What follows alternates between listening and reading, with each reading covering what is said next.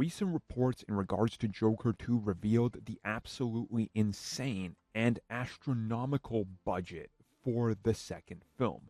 And now we might know exactly why they decided to up the film's first budget, which was $60 million, all the way up to over 200. So let's talk about how they believe the sequel is a $2 billion box office hit.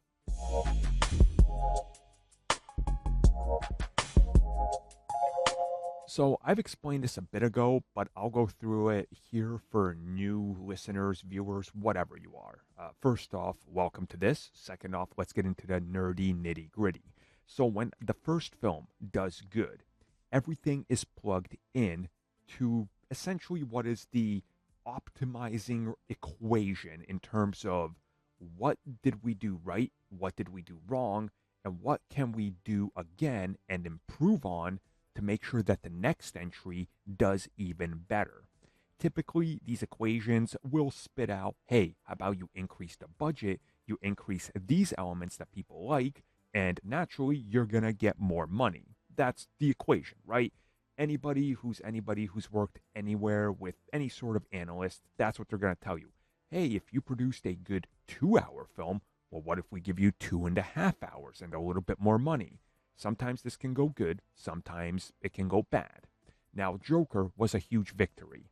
They initially expected the film to make around $300 million on the high end in box office, but the film went on and became one of WB's biggest films of all time off of a $60 million budget, making well over $1 billion.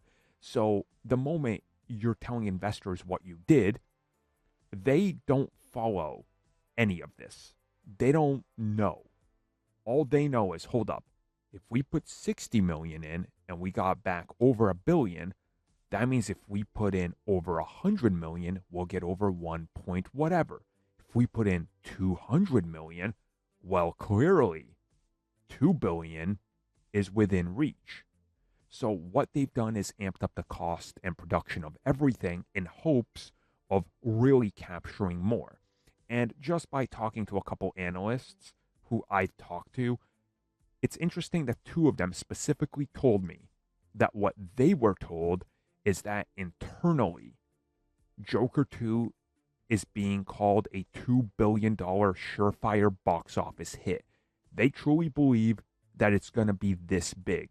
And the addition of Lady Gaga and her star power is really going to deliver to a lot of people that might have turned a blind eye to the first film or heard about the buzz and now want to see it. So it'll be interesting to see where exactly this film goes. According to all the latest reports, the film is going to need around 250 to 300 million for just advertising with this much of a cost, meaning it's going to need around 600 million to break even. So they're riding a lot of their hopes on this film, and we'll see what happens as it gets closer to the release date and obviously the release, but there are some doubts that they're going to be able to do it.